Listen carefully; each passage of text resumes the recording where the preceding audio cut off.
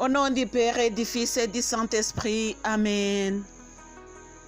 Que la paix et la joie du Christ ressuscité soient toujours avec nous tous.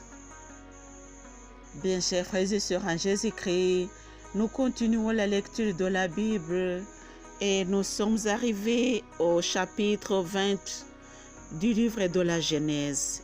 C'est Abraham dans le sud, Abraham et Abimelech. Que la paix du Christ soit toujours avec nous tous.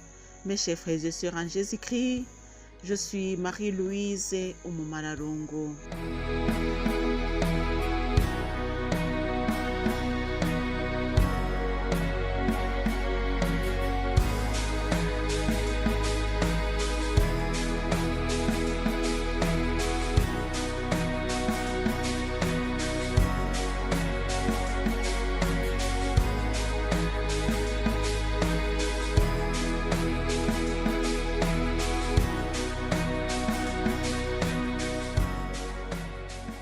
De là, Abraham partit pour la région de Negev.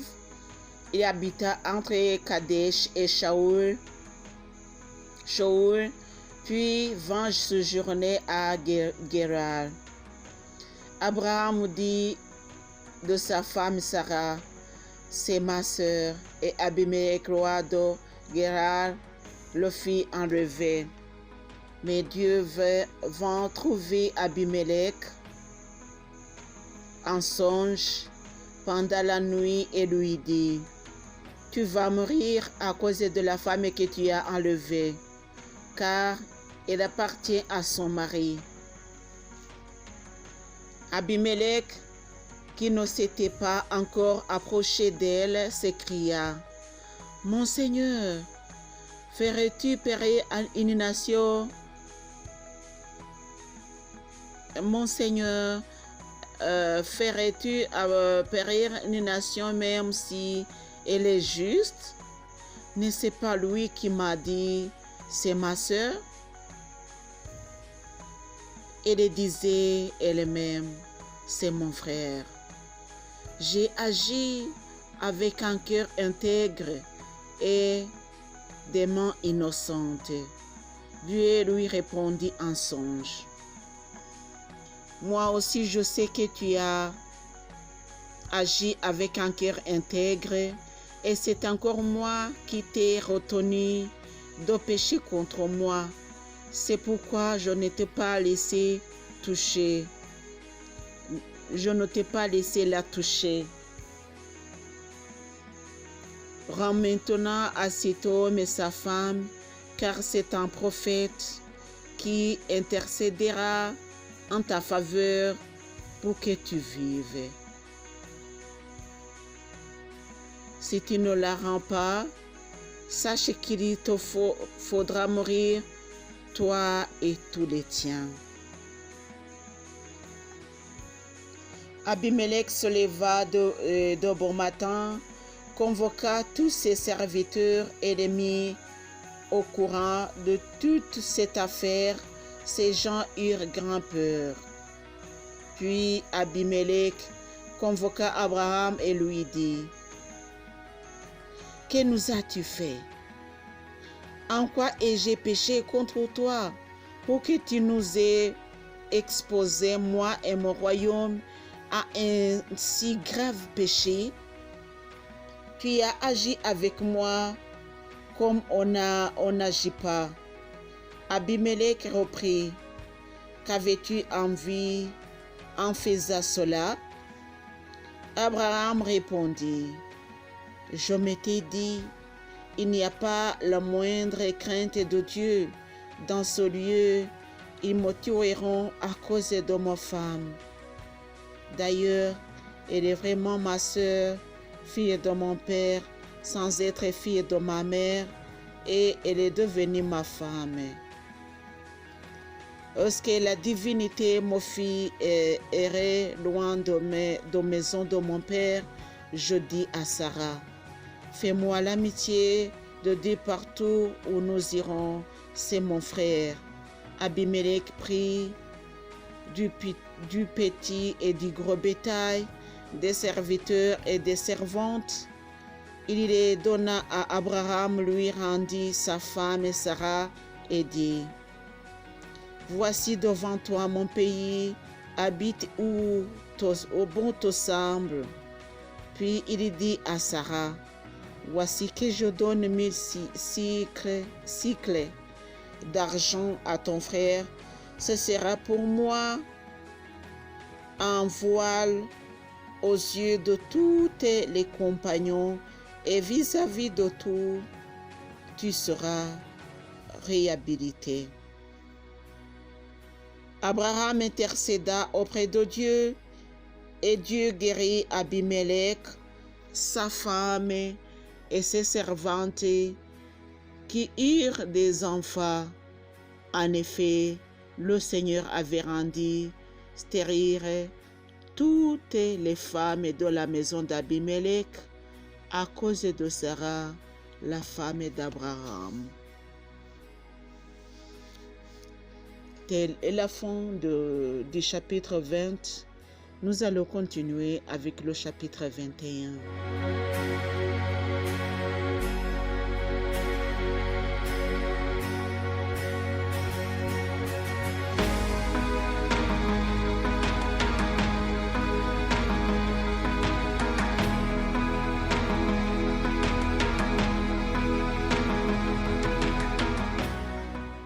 Isaac et Ismaël. C'est le chapitre 21 du livre de la Genèse. Le Seigneur intervint en faveur de Sarah, comme il l'avait dit. Il agit envers elle selon sa parole. Elle devint enceinte et donna un fils à Abraham. Et donna un fils à Abraham en sa vieillesse, à la date que Dieu lui avait dite. Abraham appela Isaac le fils qui lui était né, celui que Sarah lui avait enfanté. Il circoncit son fils Isaac à l'âge de 8 jours, comme Dieu lui avait prescrit. Abraham avait 100 ans quand lui naquit son fils Isaac. Sarah s'écria: Dieu m'a donné sujet de rire. Quiconque l'apprendra rira en mon sujet. Elle reprit: Qui aurait dit à Abraham que Sarah allaiterait des fils? Et j'ai donné un fils à sa vieillesse. L'enfant grandit et fut, c'est vrai. Abraham fit un grand festin le jour où Isaac fit c'est vrai. Sarah vit s'amuser le fils d'Agar d'Égyptienne avait donné à Abraham. Elle dit à ce dernier: Chasse la servante et son fils, car le fils de cette servante ne doit pas hériter avec mon fils Isaac. Cette parole fâcha beaucoup Abraham, parce que c'était son fils. Mais Dieu lui dit: Ne te fâche pas à propos du garçon et de ta servante.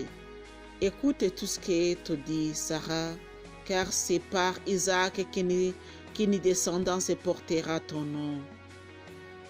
Mais du fils de la servante, je ferai aussi une nation, car il est de ta descendance.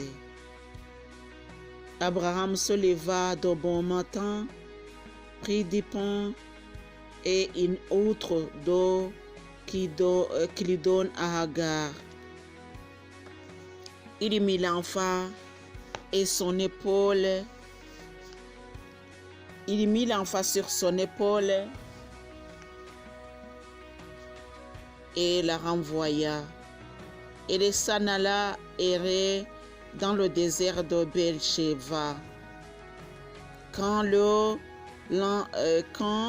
de l'outre fut épuisée, Elle jeta l'enfant sous l'un des arbustes. Puis elle alla s'asseoir à l'écart, à la distance d'une portée d'arc. Elle disait en effet que je n'assistais pas à la mort de l'enfant. Assise à l'écart, elle éleva la voix et pleura. Dieu entendit la voix du garçon et d'ici l'ange de Dieu appela Agar. Il lui dit: Qu'as-tu, Agar? Ne crains pas, car Dieu entendit la voix du garçon là où il est. Lève-toi, relève l'enfant et tiens-le par la main, car de lui je ferai une grande nation. Dieu lui ouvrit les yeux et l'aperçut un puits avec de l'eau. Elle alla remplir l'autre et le fit boire le garçon. Dieu fut avec le garçon qui grandit et habita au désert. C'est un tireur d'arc. Il habita dans le désert de Paran. Et sa mère lui fit épouser une femme du pays d'Égypte. L'alliance à Béersheba.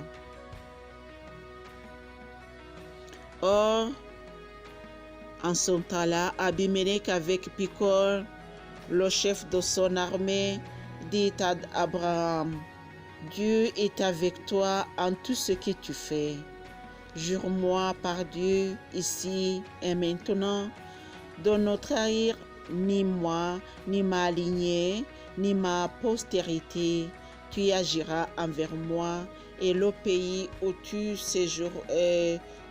séjournes avec la même amitié dont j'ai usé envers toi. Abraham répondit: Je le jure. Abraham porta plainte devant Abimelech au sujet du puits que les serviteurs de ce dernier avaient accaparé. Abimelech s'écria: Je ne sais qui a fait cette chose. Tu ne m'avais pas même informé, et moi-même je n'en ai entendu parler qu'aujourd'hui.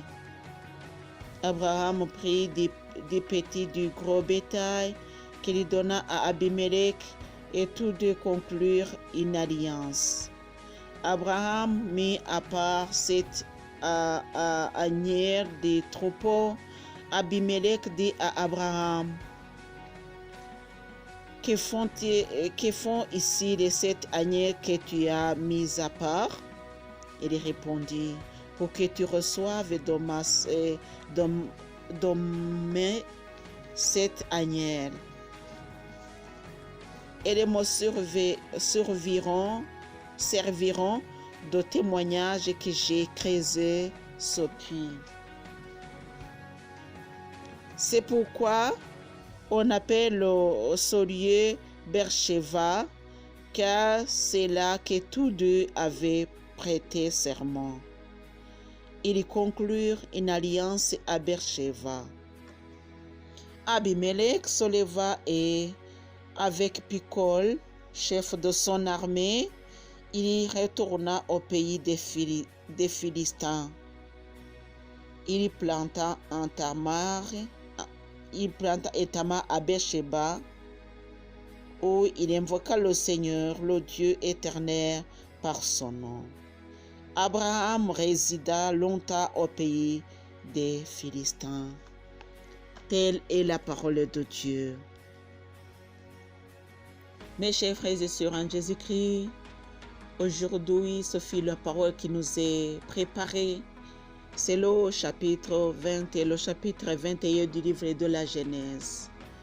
Nous voyons Agar, nous voyons beaucoup, mais la parole qui nous a marqué, surtout que je vais faire commentaire avec, c'est la parole de Agar, comment elle s'est enfuie dans le désert, comment elle a perdu espoir et comment l'ange de Dieu est venu sur elle. Parce que l'ange de Dieu, parce que Dieu voyait l'innocence de l'enfant, l'innocence de sa mère. Pas parce qu'elle est servante qu'elle va souffrir, non.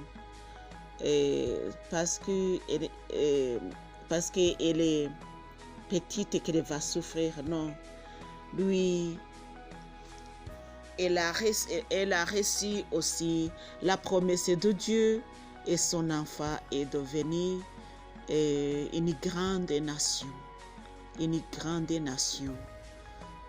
puisqu'il était descendant d'Abraham. Ce qui nous dit que malgré tout ce qu'on nous dit de nous, Dieu nous a préparé le chemin qui nous mènera vers lui. Alléluia. Peu importe les circonstances, peu importe ce qu'on dit de nous, peu importe ce qui nous chasse de le Seigneur est toujours miséricordieux et a pitié de nous. Mes chers frères et sœurs en Jésus-Christ, continuons à méditer sur ce que Dieu fait pour nous, surtout si nous sommes comme Agar et son enfant. Sachons que Dieu nous aime, sachons que Dieu nous voit. Que le Seigneur Jésus nous bénisse, au nom du Père et du Fils et du Saint-Esprit. Amen.